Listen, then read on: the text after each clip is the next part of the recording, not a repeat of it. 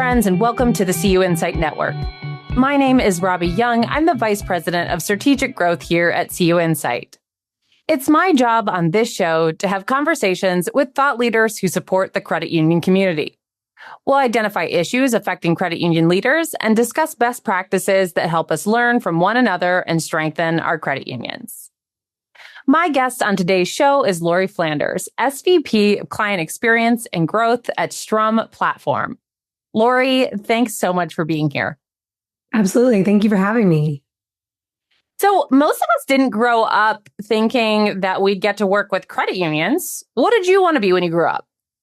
I mean, you didn't grow up and want to work at the credit union? That's so weird, Robbie. I mean, it wouldn't be a fun question if I just said yes to that and you just said yes to that. So what was your second thing that you wanted to be when you grew up? Right. So funny enough, I wanted to be a middle school English teacher. What possessed me to want to be a middle school English teacher? Not sure. And now that I have gone through the middle school years with my own children, I even am more certain that that was not the right choice for me. But after going to school for a couple of years for English and realizing maybe this wasn't the right career path, and then being told I'd have to repeat a whole semester to change to business, I just went ahead and finished it on out. So I sit here holding one of those very expensive pieces of paper that I've never had the opportunity to work in my field before. Ooh, we love a very expensive piece of paper at my house too. So what was the journey like to your current role as SVP of Client Experience and Growth at Strum Platform? That's an interesting story. So I love to share this one. I actually started out of college because, again, I wasn't going to be an English teacher, so I wasn't really sure what I was going to do. And so I started my journey in the financial services space, taking a job as a banker at a large commercial bank. And shortly after coming on board with them, probably the first year or so, I had moved into management at a branch level, and then had started down this path of learning more about the compliance and risk side of the bank, which came to be quite a passion of mine. I really loved understanding the regulations, and then even all the way down to like the branch level behaviors that supported ensuring that the bank was in compliance. So after about a year or so of just kind of learning and growing in that space, I was asked to take over risk management and compliance for a large market of the bank. So I was your internal auditor that showed up at the branch or bank department and did an audit of all of the processes and procedures and how they were best supporting the bank's ability to deliver compliance. So I spent a little bit of time in risk management compliance there, about 4 years of the bank doing that, loved it, which is such a weird thing to love, but I did. And one day I got a phone call from a friend of mine who had gone into the credit union space and said, "Hey, we have this role for a risk leader. You should apply."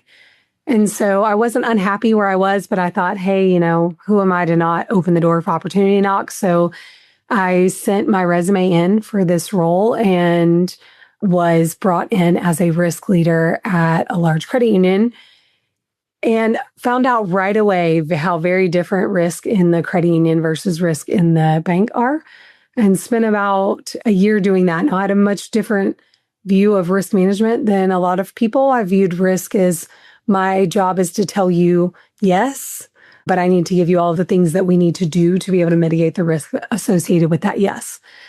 As you can imagine, that made me kind of popular in the risk space and at the credit union because they weren't used to hearing yes from risk. They were used to hearing no. So I spent a lot of times weighing in on projects. And after about a year, my CEO at the time came to me and asked if I would take over branch operations, which seems like a unique journey. But remember, I'd had all this experience from the bank. So they were at the bottom of a needs-based selling mountain and needed somebody to help them do that. So I built structured sales processes and ran branch operations for quite a while for that credit union. And then had the opportunity after being recruited away to join a second credit union to do the same thing, to build structured member experience process. So that's the long and short of kind of my credit union journey. And then one day I ran into Lee Allen, who is the COO of Strum Platform, at an event, and Lee showed me the platform for the first time and asked me why I wouldn't come work for him.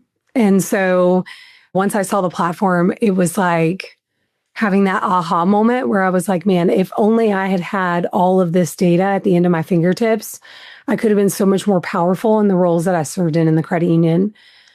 So after seeing that, I knew it was something that I wanted to be part of and felt like I could make a difference. And so I joined the Strum Platform team a little over 3 years ago and have very much enjoyed every moment of it since then.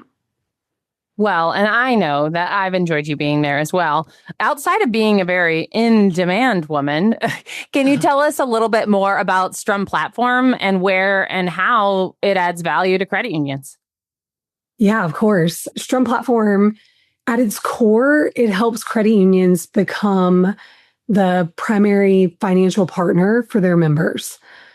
The majority of institutions out there have an incredible amount of data, Robbie, and that's one of the things that we have every data point about our members' lives inside of the four walls of a credit union, where they work, where they live, where they spend their money. You know everything about them. Unfortunately, this data is spread across dozens of systems in some organizations. These systems don't always speak to each other, and everything living in different places really creates that siloed type data environment. So Strum Platform starts by bringing all of that information together in one place and then goes through a series of enrichments. So that way you're able to see your member as a complete person instead of a collection of accounts. It goes beyond just how they want to do their banking and really starts telling you about who they are as an individual, what hobbies and interests they have, what things what type of music they listen to, so that credit unions can be way more intentional about their communication, as well as how they drive growth. It makes sure that you're able to identify opportunities before members ask. You're able to get in front of the member before they consider leaving your organization, or you're able to really step in to their life stage and ensure that you're offering them products that really make a difference in where they are in their life, making sure that instead of guessing, you're providing real financial value.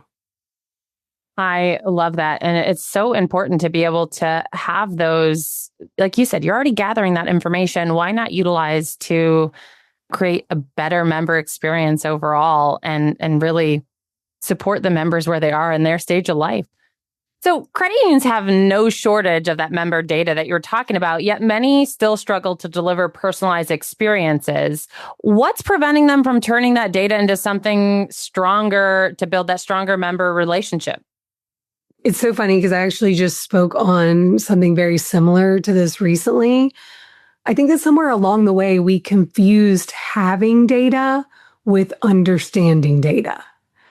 Just because you have the data or you have a bunch of dashboards or you have the ability to access things does not mean that you truly understand what to do with that data or that that data is driving you towards actions. So credit unions, they have more information than they've ever had before. Data is in abundance, and you're able to really understand your member better than you have in the past. But data alone doesn't automatically create better decisions for your team. The challenge is no longer collecting the information. The challenge is really connecting the dots and ensuring that the data that you're looking at is leading your organization towards impactful growth. Too often our data just sits in silos. Of course, different departments are owning different pieces of not just the data journey, but of the interaction of the member. And nobody is getting that one full, complete picture. So even when you find an opportunity, marketing has to go build a manual list. Sometimes that manual list build is coming from IT. They're waiting in line for sometimes weeks to get it. And then once they get it, they have to go and manually upload that and then execute on it.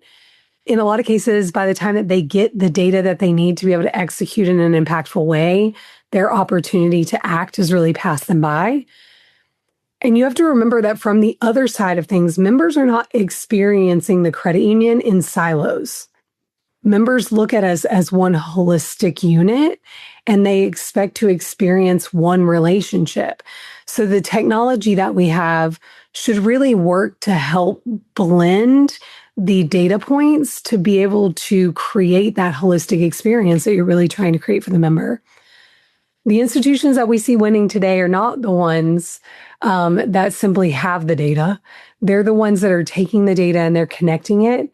They're driving experiences with predictive analytics, and they're implementing automation so they're able to move from reacting to anticipating much faster. I would love to hear a little bit more about Strum's newest innovation, a CRM purpose-built for credit unions, and what makes a purpose-built CRM different, and why does that distinction matter? Wow, Robbie, this is a moment that we have been waiting for at Strum Platform for a while. We set out a couple of years ago, genuinely looking for a partner that we could recommend our clients do business with in the CRM space. As you know, that Strum Platform is a CDP, and so we're gathering all of these data points and we're doing a lot of enrichments and we're flowing that into marketing automation. But then the natural next step is to put that data, next best cross-sell, campaign interactions, things that lifestyle information in front of your team in every different area, whether that be frontline branch, contact center, digital. But there was a disconnect between the functionality of CRMs. And we were able to recognize pretty quickly that most CRMs on the market today are built for sales organizations. Credit unions are not sales organizations. These are relationship organizations. And so we had spent a lot of time looking at all of these different platforms, really feeling pretty disappointed until we stumbled upon a partner that we felt like with their based platform and our knowledge and expertise, we could really build something impactful together. So instead of adapting a generic CRM, we started asking ourselves a different question. If we built one specifically for credit unions and how credit unions actually operate, how much more impactful could we be? So what you'll find is our CRM does not just track interactions. It has a holistic understanding of the member and of member relationships. It understands and knows their products, their behaviors, their financial relationship, their engagement history, their predictive opportunities, campaign interactions, and life stage all in one place. It is natively integrated into almost every major core provider that's serving the credit union space today. And it allows for both read and write functionalities back to the core. I shared with you earlier that I spent a lot of time in the world of branch operations, which eventually evolved to member experience, and know deeply the gaps that exist in the CRM space for your frontline team members. And also understand that if adoption of your CRM is a problem, it's because your CRM is not making their lives easier. So the first thing I wanted to do was find a CRM that allowed us to make their lives easier. Writing back to your core allows them to be able to care for the member's immediate need inside of the CRM without ever having to leave. So they're able to not look at it as another system, just another login, one more thing they have to look at. It becomes a space where they can genuinely care for that member relationship right there. The CRM gives every employee from contact center to lending to marketing to executive leadership a shared understanding of that member. And it's incredibly powerful because the member doesn't care, once again, what department they're in and who they're talking to. They just want to know that you know them. And that is the experience that we're building. Well, and I feel like we've all had that scenarios, like when you're at the doctor's or something, and all you can think to yourself is, man, can't you see that on my chart? And those connections matter. And being able to know that you're giving that information to somebody and it's being utilized across all areas is probably a much better experience for the member in that understanding too. Absolutely. And the team. Exactly. Everyone's connected. There's a lot of transparency, which we know is the best way to work as a team, is understanding what the other person's doing and they understand what you're doing.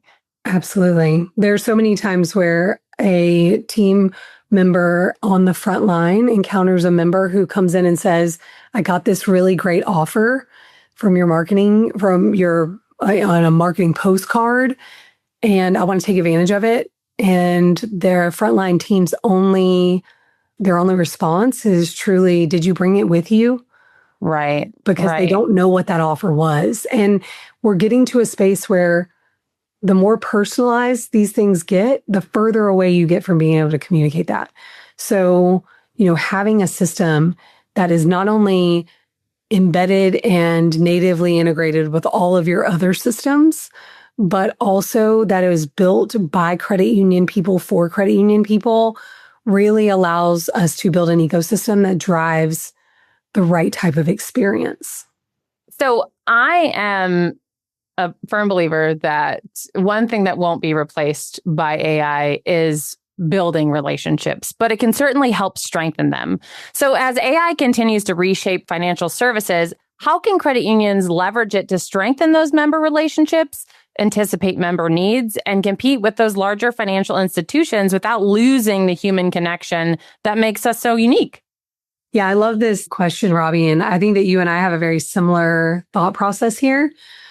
I think that people sometimes hear AI and they immediately think about replacing people.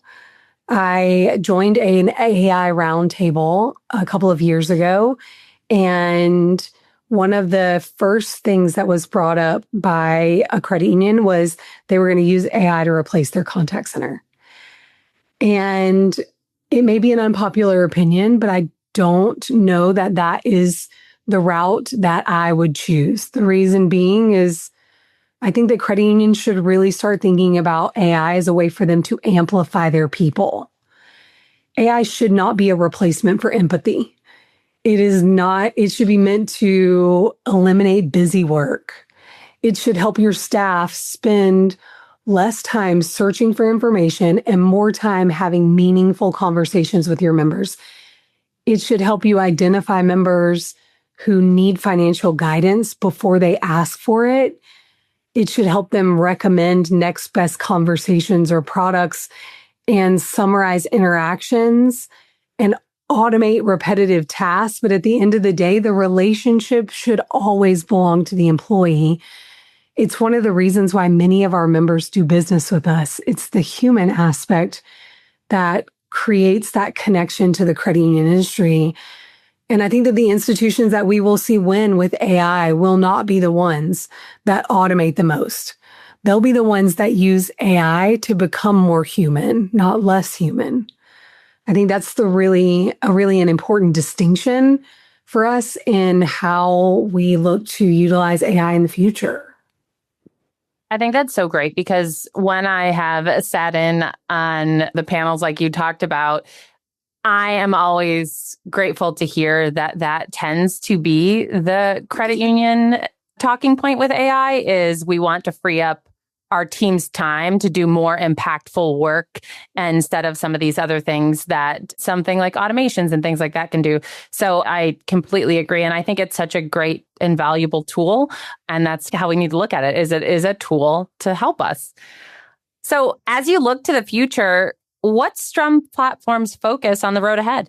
Well, I can tell you for sure there are a lot of exciting announcements to be delivered from the Strum Platform team as we believe in a state of constant improvement. And so we are not just where the CRM is concerned, but we are building some very exciting things behind the scenes here. Overall, our mission has not changed and will not change. We are focused on helping credit unions grow deeper relationships with their members, to be more impactful to their communities, to maximize the revenue that they're earning so that they can pour more funds back into the communities that they love and serve. I think you'll continue to see us investing heavily in predictive intelligence, in automation, in AI, and of course now in our new CRM product. I think you'll also see us step into an advocacy role as well as we look to the industry that we love and navigating that AI space. What does that look like? I think more importantly, though, we're investing in helping credit unions operationalize all of it. Technology alone does not create transformation. The people drive transformation. And we want to give credit unions the tools, coaching, and ultimately the partnership that they need to really compete and stand toe-to-toe with anyone while staying true to the cooperative and making sure that we are serving the movement that is so special to us. So it sounds like you're not that busy at all. Not at all. Yeah. So to shift gears a little bit, we like to wrap up the show with some fun rapid fire questions to let our listeners get to know you better. The questions are rapid, but your answers certainly don't have to be. Do you think you're ready? I am as ready as I'm going to get, Robbie. I feel like this is a lot of our conversations are very rapid fire as we see each other across the conference hall. Yes. So who's someone in your life that's a great leader and what makes them great? Oh, this is a great question. I think probably the most impactful example of leadership in my life is my grandmother. She ran an 18 location printing franchise for a little over 25 years. In a time where women were still really fighting for a seat at the table. What really made her leadership so amazing was she had this incredible ability to build relationships with the team that she served and then inspire them to deliver exceptional experience for their clients. She spent a lot of time, and I grew up on the floor of that print shop, and she spent a lot of time blending her family with her work.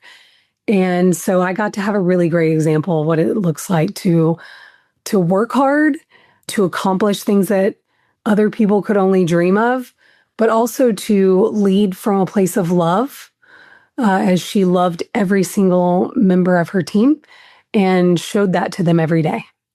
Go, Grandma. Yeah, she was pretty awesome. That's amazing. Yeah. So if you're going to splurge on something a little bit and want to treat yourself, and I feel like I might know the answer to this, what's one thing that you might invest in a bit? This one's really tough because, I'm a girl who loves a good bag, but I do think probably the biggest thing that I invest in is travel. I travel a lot for work, but also I like to, spend some time traveling, of course, with my family. And I think after spending time traveling with work, I have learned a little bit about myself. I like a nice hotel. So that's probably where I'll invest a bit, is having a nice space to unwind with my family. I hear that. I also appreciate a nice hotel now. And then I have found that, and maybe it's because of the age level of children that I'm traveling with sometimes for my family travel, that sometimes work travel is real nice because you just have to worry about yourself. Exactly. So when you're traveling for work, which city are you most excited to visit, whether that's visiting a client or going to a conference? Yeah, this is a great question. I love a lot of the cities that I visit, and it probably wasn't until after maybe like 6 months or so into my time at Strum Platform where I was like, I need to start doing something in the city, because going from the airport to the Uber to the conference hotel and then never leaving again is probably not the best way to enjoy the city. So I started breaking out and doing at least one thing inside of every city I travel to. And I think probably my favorite is going to be Scottsdale. I love Scottsdale. I love Arizona in particular. There's something about the heat and the desert that is just very calming to me. So that would have to be my answer for now. Well, anyway. Shout out to the MAC conference, which is in Arizona this year. Very excited. Hopefully we'll get to join up there for a little bit. Yes, I can't wait. So what's one book that you think everyone should read? Oh, this one's easy. I Am a Good to Great Girl. While I have read, and many people know that I have a lot of other authors that I very much love, I read the book Good to Great at least once a year. I think that it is so incredible to me how the concepts have transcended time and are still so relevant to this day. And it's such a good way for you to kind of realign and ask some tough questions about your business and how you're inspiring people to move from good to great. I like it. I've heard that one a few times. I myself have not read it yet, but I'll put it on my listen list. I'm about to say, you will love it. It's very insightful. I like it. So what is your best hack for creating balance and integration between your work life and your life? I feel like we've talked about this a few times as another woman in the industry with a family. So I would love to hear your take on that. Yeah. So I guess my best hack is going to be I do my very best to travel with my children when I can. They are of an age, of course, where it's a little bit easier to travel with them now. But even when my kids were younger, I would try to include them in some of the work travel because I think that is so incredibly valuable. But also, I want to ensure that I am always showing up and giving them my very best. And so, when I am home, I am plugged into what's happening in their lives and showing up. And I'm thankful to have the flexibility for my organization to be able to be present in the things that matter for them. So I think that it's important, when you give a lot of yourself to your work, that you are able to give equally to your family. Yeah, and that balance can look different on a day-to-day basis, which it sounds like is something you also appreciate in your day-to-day. So we'll be sure to link to everything we talked about in the show notes today. My last question for you is, do you have any final thoughts you'd like to share or ask of our listeners? Yeah, for sure. So, I'd simply encourage everyone listening to remember the why behind the credit union movement. Technology is changing faster than ever. AI is evolving every single day, and member expectations continue to rise. But at the core of that, the credit union mission hasn't changed. We're still here to improve the financial lives of the members that we serve. And if we use technology to deepen relationships instead of simply replacing a widget, the future for credit unions is incredibly bright. I'd encourage every credit union leader to ask themselves one question. Are you using the data inside of your organization to report on the past, or are you using it to shape your future decisions? I think if we're always looking in hindsight, we're missing a great opportunity to understand how we can drive future growth. And I think the institutions that answer that question well are going to define what the next generation of a credit union movement looks like. Thank you again, Laurie, for being on the show. For episodes like this one and more from across the credit union movement, visit CUInsight.com to read, explore, and subscribe. Stay well, and thanks to all of our listeners for tuning in. We'll be back again next time.